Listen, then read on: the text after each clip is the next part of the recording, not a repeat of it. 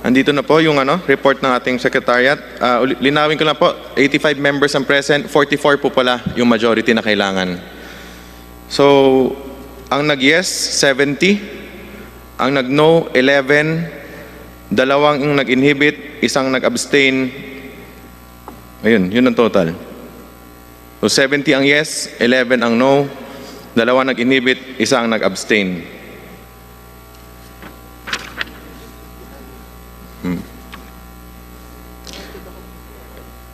The resolution to deny ABS-CBN's franchise application is hereby adopted. Pursuant to Section 49 of the Rules of the House of Representatives, all House bills and House resolutions relative to the grant or renewal of the franchise application of ABS-CBN Corporation are hereby laid on the table. The committee secretary is hereby directed to inform all the authors of the bills and resolutions of the decision of the committee in writing, and as far as practicable, though electronic mail, within 5 days, stating the reasons therefore. Mr. Chair, Mr. Chair, Kong Jonathan. point of clarification lang po. Ano po ba ang ibig sabihin ng laid on the table, Mr. Chair? Comsec. Committee Secretary. Para sir na, ano na siya, kill. Maraming salamat, Mr. Chair. Ibig sabihin po, itong usapin patungkol sa pagre-renew ng application ng ABS-CBN ay hindi lang po isinantabi. Ito po ay tinapos na ngayong araw na ito, Mr. Chair. Tama po ba? That is correct. Kong Defensor. Mr. Chair, in parliamentary courtesy, when a bill is being approved, we don't necessarily vote no because we just lay it on the table just to make it stay in the committee. But technically, Mr. Chair, for a franchise application, the effect would be to kill the application of the franchise. But it is still in our rules laid on the table. And Mr. Chair, as this is a historic moment for the House of Representatives and of course for the Filipino nation, I move that all members, Mr. Chair, who voted for the adoption of the committee resolution be made as co-authors. I so move, Mr. Chair. There is a motion to include all members of the committee who voted for the adoption of the committee resolution denying the franchise application of ABS-CBN Corporation. Any second? I second, Mr. Chair. Is there any objection? Who voted, not present. I'm sorry. I withdraw my objection. Without any objections, motion is approved. Mr. Chair, Kong I Jonathan. move that the committee adopt the other findings and recommendations contained in the technical working group report, Mr. Chair. There is a motion to adopt the other findings and recommendations contained in the TWG report. Any second? Second, Mr. Chair. Is there any objection?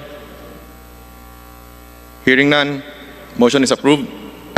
Mr. Chair, Kong Defensor. for purposes of transparency, I move that we authorize the chairman of the Committee on Legislative Franchises to release the TWG report and the adopted committee resolution to the public and other committees of the House. I so move, Mr. Chair. There is a motion. Any second? I second, Mr. Chair. Any objections? Hearing none, motion is approved.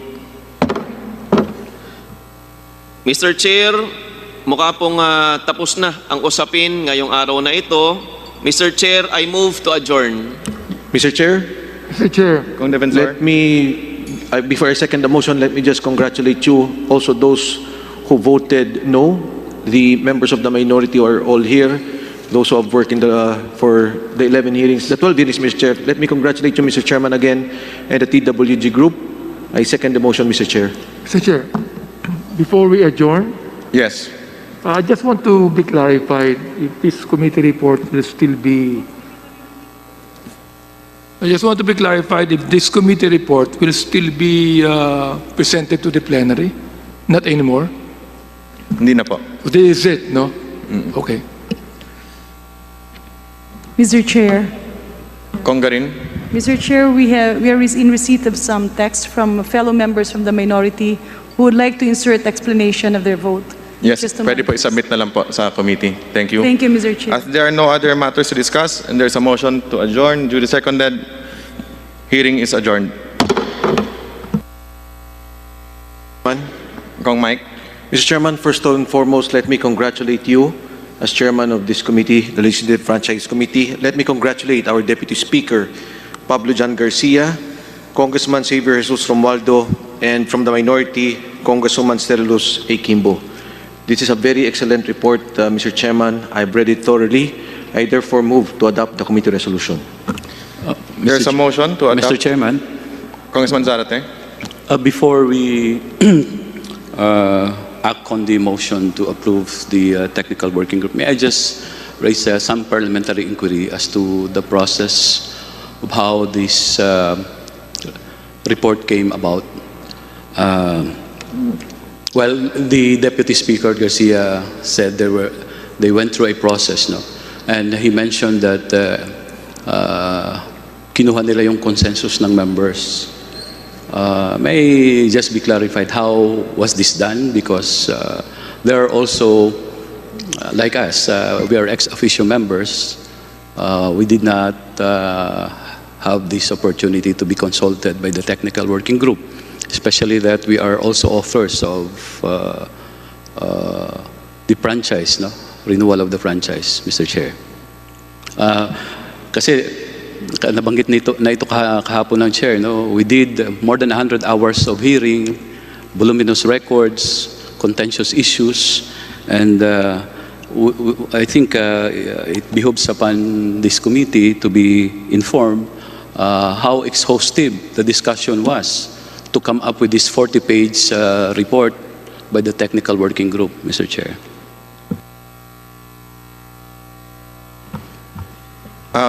Deputy Speaker Pablo Garcia, would you care to respond to the question of Congressman Zarate? Yes, Mr. Speaker. Mr. Chairman, rather. The consensus was determined by the technical working group by consulting some of the members, and although not all members were consulted, because you know, the inclinations of a lot of the members could already be determined from their conduct during the hearings, the questions they raised, and the points that they argued. Also, this consensus was arrived at after consultation with leaders of blocks in the House. Anyway, Mr. Chairman, this vote that the committee is about to take will determine whether the TWG's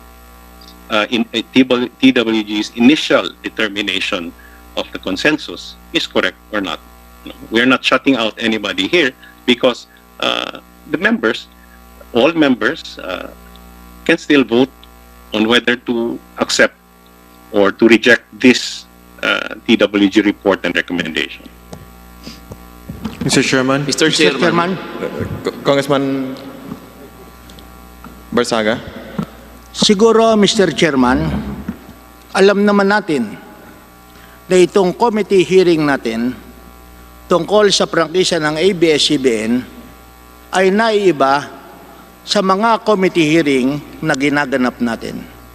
This is a well-publicized hearing na lalaman at nakikinig at sumusubaybay hindi lamang ang ating mga kapwa kinatawan, whether members or not members of the franchise committee, pati na ang taong bayan.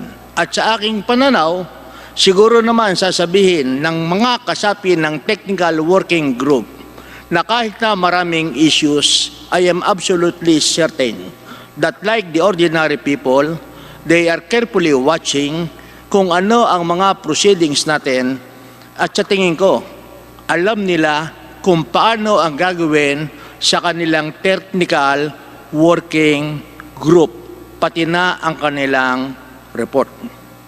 Maraming salamat, Mr. Chairman. Mr. Chair. Kong Mike. Mr. Chairman, nais ko lang pong idagdag, kasi po dito po sa committee report, dito po ang tatlong tao na nakapirma, si Deputy Speaker Garcia, ang tumatayong tagapamahala ng technical committee. At para po sa majority, si Congressman XJ Romualdo. Sa minority po, ang nakapirma ay si Congresswoman Stella Kimbo. In fact, she voted against the committee report. Ang nais ko lang po sabihin, Mr. Chairman, sa party po ng majority, yun po ang responsibilidad ng mayorya. Sa minority, of which the Honorable Abante is our minority floor leader, which includes the Honorable Sorate, sila po ang dapat mag-usap sa minorya kung ano ang kanilang posisyon, kung meron man, Mr. Chairman. But as far as the majority is concerned, andito po nakapirma ang tatlo at may representasyon ang ating minorya. Thank you, Mr. Chairman. Thank you. With that, Comsec, pwede po ba ninyo mabasa yung title ng ating committee resolution?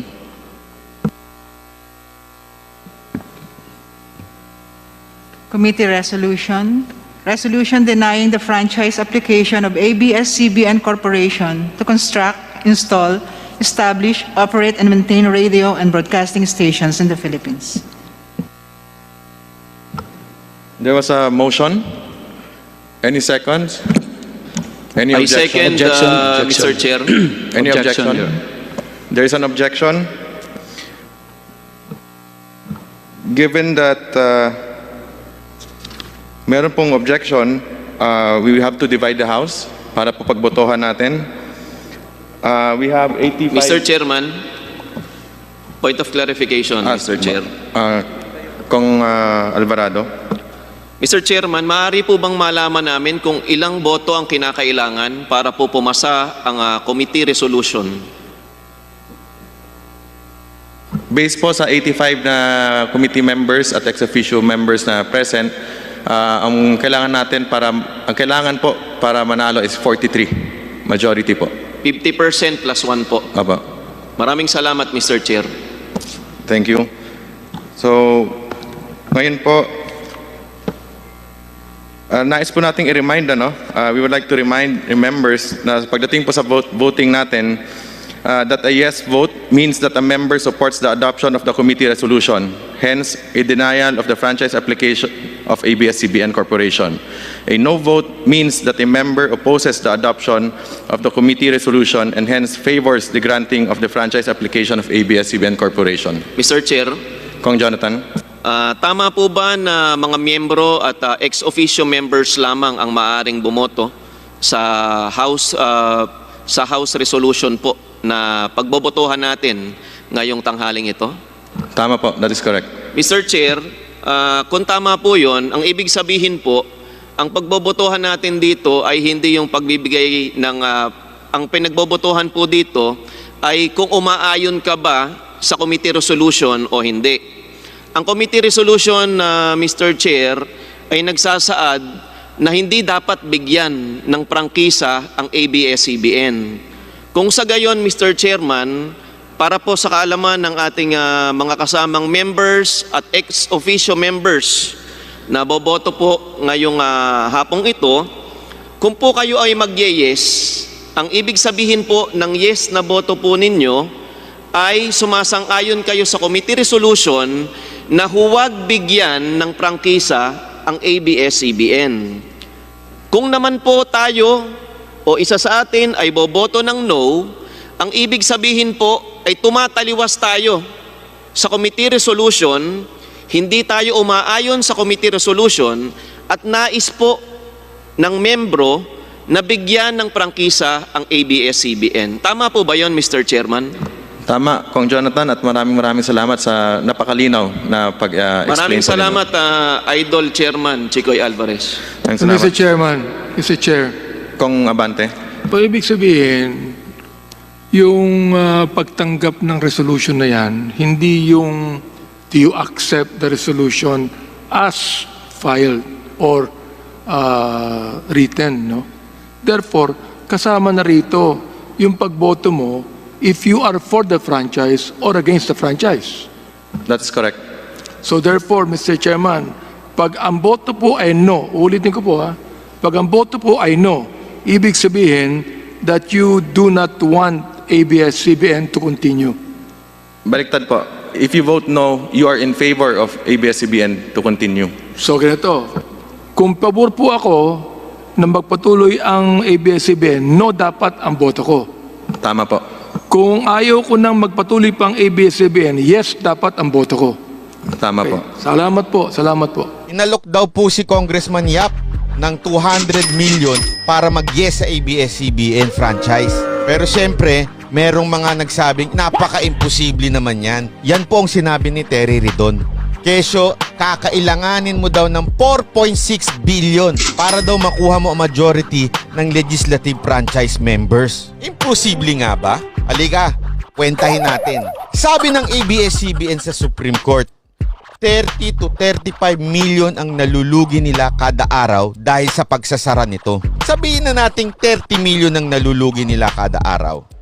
Magkano ang 4.6 billion sa 30 million a day na malulugi mo for 25 years kung sakaling hindi kayo mabigyan ng franchise? 30 million a day times 30, yan po ay 900 million kada buwan. 900 million kada buwan ang lugi ng ABS-CBN times 12 months is equal to 10 billion 800 million. Ang laki, no? Yan ang malulugi nila kada taon kung hindi sila ma-renew. 10 billion 800 million times 25 years. 270 billion. Isipin mo, 270 billion ang malulugi ng ABS-CBN for 25 years kung sila'y magsara? Ano ba naman yung 4.6 billion kumpara mo sa 270 billion? So, sa madaling salita, napaka-posible nung sinasabi ni Congressman Eric Yap. Hindi ko sinasabing totoo yung sinasabi ni Congressman Eric Yap, pero pinasisinungalingan ko yung sinasabi ni Terry Ridon na ito ay imposible. Huwag po nating lokohin ng taong bayan. Malaki ang mawawala sa ABS-CBN pag sila hindi nabigyan ng franchise. Kaya pwedeng-pwede yung sinasabi ni Congressman Eric Yap. Dagdag pa sa sinabi ni Terry Ridon kay Congressman Yap. Pre, anong pinagsasabi mo? Ito naman ang sasabihin ko sa iyo, Terry Ridon. Wala ka bang calculator?